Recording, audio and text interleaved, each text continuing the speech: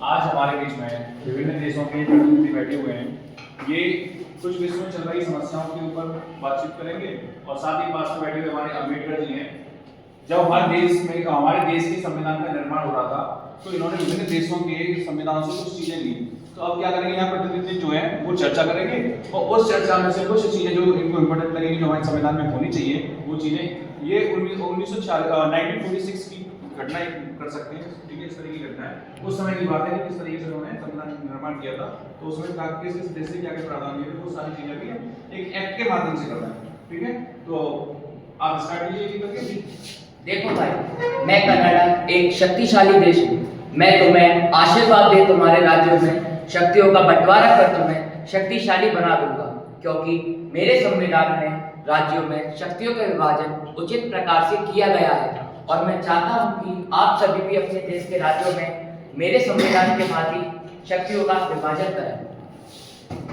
सुनो दोस्तों, मैं फ्रांस गणतंत्र राष्ट्र हूँ, ये तो जग जाहिर है। सदियों पहले फ्रांसीसी क्रांति के फलस्वरूप इस देश ने राजशाही को फाड़ फेंका था। तभी से जनता द्वारा शासित राष्ट्रपति जनता द्वारा सीधे चुने जाते हैं और निर्णय लेने की महत्वपूर्ण भूमिका निभाते हैं। इसलिए मैं चाहता हूँ मेरे संविधान से गणतांत्रिक शासन व्यवस्था को लिया जाए। मैं अमेरिका संयुक्त राष्ट्र यूएनओ मेरे पास है, मेरे देश में है, इसीलिए लोगों को न्याय और स्वतंत्रता दिलाना मेरा मौलिक अधिकार है। देखो भाई, मैं ऑस्ट्रेलिया जो कि विश्व कप क्रिकेट में हमेशा नंबर 1 की सूची पर रहता है, इसलिए मैं अपने संविधान से संवर्धित सूची देना चाहूँगा। देखो भाई, मैं ब्रिटेन एक भी नागरिक कुछ नहीं बोलेगा, क्योंकि अधिकतर देशों पर मेरा ही कब्जा है। इसलिए इस संसद का विधिवत निर्माण मैं अकेले ही करूँगा और मेरे संविधान में संसदीय प्रणाली, विधि निर्माण एवं एकल नागरिकता करने की खूबी है। क्यों भाई, तुम ही क्यों करोगे? क्योंकि मैंने अधिकतर देशों पर राज किया है और वहाँ के शासन व्यवस्था को संभाला है, इसलिए मेरे पास तजुर्बा है करने का।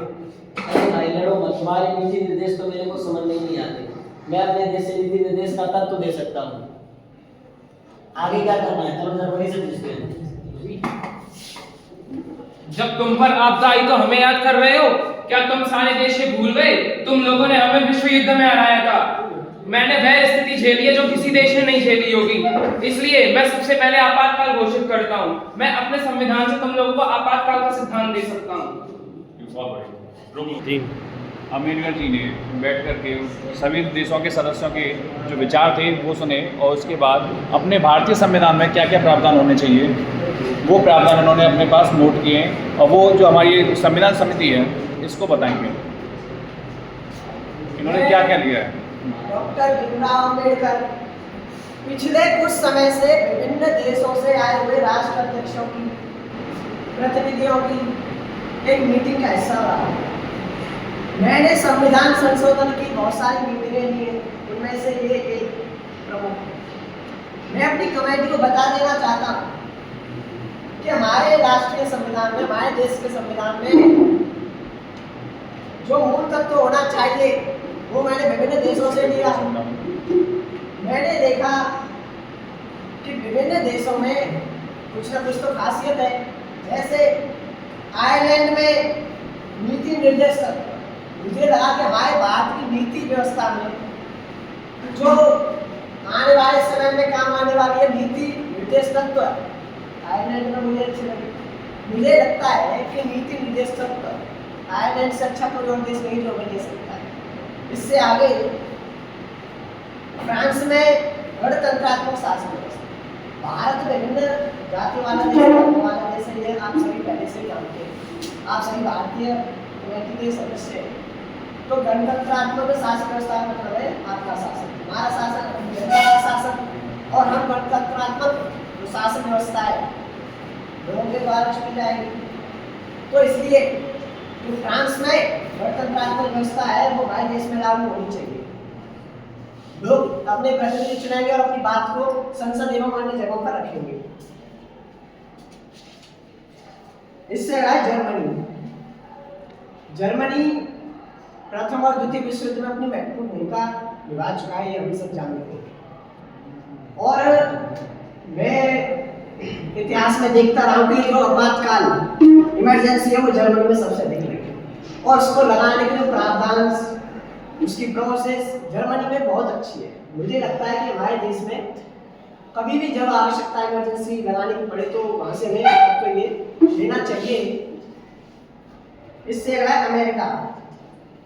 अमेरिका से मौलिक अधिकार, किसी भी व्यक्ति के जीने के लिए मौलिक अधिकार आवश्यक, और मैं जानता हूं कि मौलिक अधिकार वाला जो खंड है वो भारतीय संविधान की अंतरात्मा का हिस्सा बन सकता है। क्यों? क्योंकि भारतीय लोग स्वतंत्रता से जिएंगे, अन्य जो भी कार्य करेंगे वो सब स्वतंत्रता से करेंगे, और हमारा संविधान ये अधिकार भी देगा कि जो मौलिक अधिकार है तो हमारे देश में रहेंगे। जी अमेरिका में जो चर्चा हुई, अमेरिका में मुझे सबसे अच्छा लगा ब्रिटेन संसदीय प्रणाली, विधि निर्माण और एकल नागरिकता संसद प्रणाली। जानते हैं आप कि हमारे देश में लगभग 150-200 साल से इतिहास में ब्रिटिश का शासन है, यानी ब्रिटिश हुकूमत ने पर लंबे समय तक शासन किया है, लगभग 200 वर्ष तक शासन किया है, और संसदीय प्रणाली को भी उसने हमारे देश में सुनिश्चित किया है। जैसी ब्रिटेन में है वैसी संसद प्रणाली हमारे देश में रखने का ब्रिटेन ने प्रयास किया है, जो अंग्रेज है। तो मैं चाहता हूँ कि ये जो संसदीय प्रणाली है इसमें और सुधार करके इसे ऐसे ही रखा जाए, और हमारे देश की जो संसद है उसमें महत्वपूर्ण भूमिका निभाए। इससे अगला कनाडा, शक्ति का विभाजन। शक्ति का विभाजन कई तरीके से हो सकता है। कैसे हो सकता है? राज्य स्तर पर, केंद्र स्तर पर और स्थानीय स्तर पर, और कार्यपालिका, विधायिका, न्यायपालिका हो सकता है, आप सब जानते हैं। तो शक्ति का विभाजन संविधान में हमारे देश के जो नागरिक हैं, और मैं सीधी कहूँ तो किसी भी देश को चलाने के लिए उस देश में शक्ति विभाजन अति आवश्यक है। इससे अगला ऑस्ट्रेलिया, जहां पर समवर्ती सूची, कौन सा कार्य किस सरकार के नियंत्रण में जाएगा, केंद्र के में जाएगा, राज्य के में जाएगा, या स्थानीय सरकार के नियंत्रण में जाएगा, वो सब समवर्ती सूची। जैसे बैंक का कार्य पूरे देश में एक ही मुद्रा चलेगी, किसमें होना चाहिए? केंद्र में होना चाहिए। पुलिस का काम है, अलग अलग राज्य है उनमें होना चाहिए। उत्तराधिकार जैसे जो नियम है उन पर समवर्ती सूची का अधिकार है, स्थानीय सरकार का अधिकार है। लेकिन उनमें जो कानून बनाएंगे वो केंद्र और राज्य दोनों मिलकर बनाएंगे। केंद्र के विषय पर केंद्र कानून बनाएगा, राज्य के विषय पर राज्य कानून बनाएगा। तो मैं चाहता हूँ कि ये व्यवस्था हमारी प्रणाली, संविधान प्रणाली होनी चाहिए। मैं अपनी कमेटी की राय लेना चाहता हूँ, आपका इसमें क्या राय है?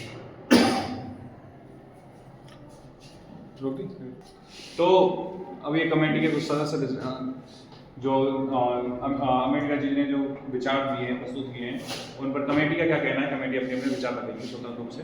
अम्बेडकर साहब, आपने जो हम सभी देशवासियों के लिए और देश के लिए जो है प्रयास किया, बहुत ही अच्छा लगा, और इस प्रयास में हम अपनी अहम भूमिका भी निभाना चाहते हैं, क्योंकि हम आपके इस प्रयास से बहुत ही खुश हुए हैं।